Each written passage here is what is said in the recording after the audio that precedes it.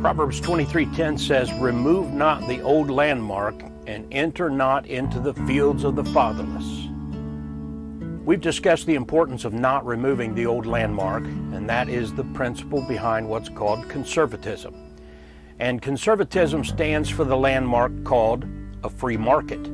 We promote and defend capitalism, and the leftists, Marxists, progressives, socialists, communists, or collectivists by any other name despise us conservatives for our promotion and defense of capitalism.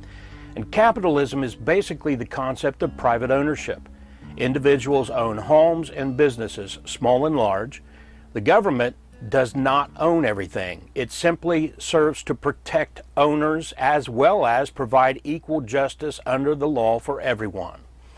But collectivism, again, whether it's called liberalism or Marxism, progressivism, socialism, communism, it's based upon the government control of the means of production, which is a fancy way of saying that the government usurps possession and control of industry and of the economy and society in general.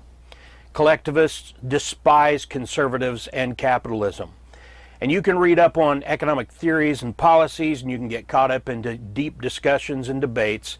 But the fact is, collectivists are Christ-rejecting, Bible-rejecting children of Satan. They hate God, they hate His Word, and they hate all that it teaches, and they hate those of us who love God and His Word.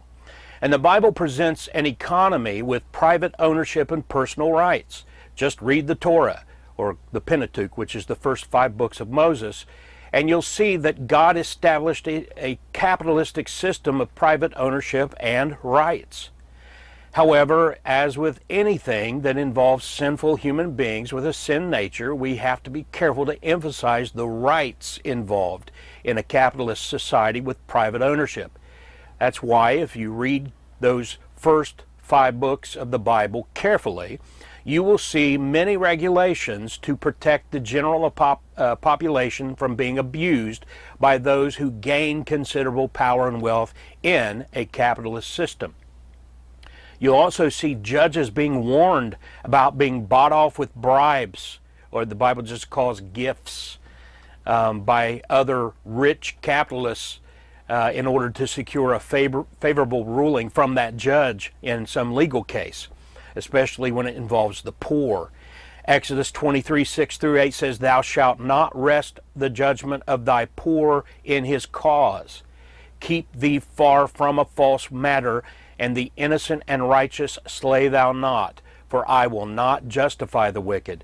And thou shalt take no gift, for the gift," referring to a bribe, "blindeth the wise, and perverteth the words of the righteous."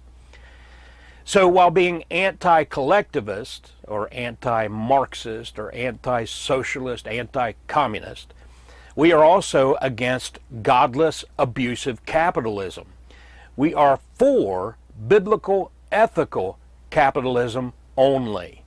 And that is the principle behind our proverb: remove not the old landmark, and enter not into the fields of the fatherless.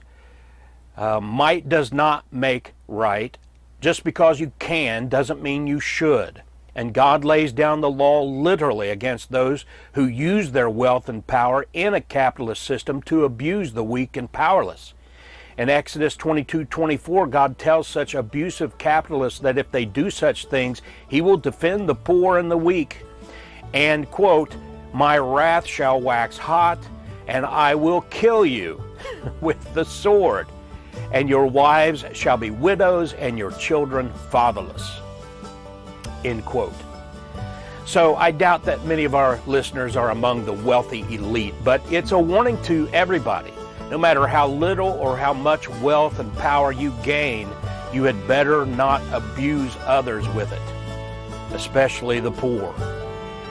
And if you're the victim of such abuse, the government's supposed to protect you, but rest assured God sees you, and He will be your defender if you will trust in Him, obey Him, and wait on Him and for His help in His own time.